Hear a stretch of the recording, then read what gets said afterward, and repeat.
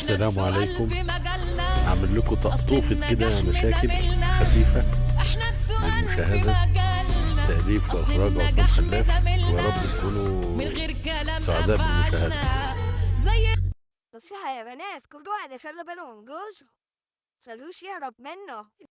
الله عليك يا سعاد، والله يا دلال البنت سعاد دي بتقول كلام جميل. والله كان علي انا اتخنقت، والله يا رجاله انا اتخنقت. وبقول لكم والله العظيم واحد نلاقيش ما اعرفلكوا واحد. خد بالكم انا اتخنق الحياه والدنيا والواحد مش عارف ياخد تربيته، اتخنقت خلاص.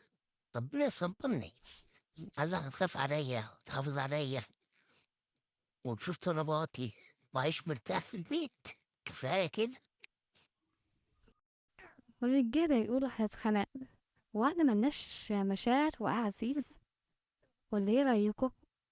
يا بنات انتوا حلوين، شغلنا بإدار ولنا اللي يقدرنا، احنا لنا اللي يقدرنا لأن احنا جماعة وحساسين، واللي يقدرنا نشيله على دماغنا.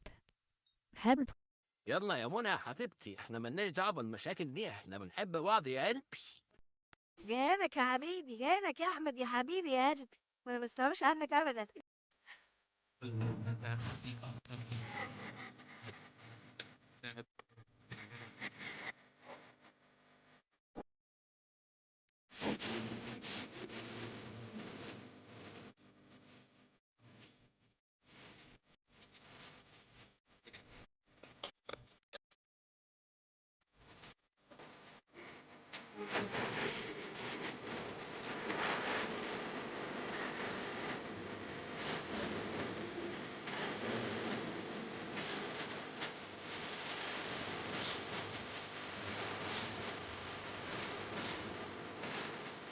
ألف بعثة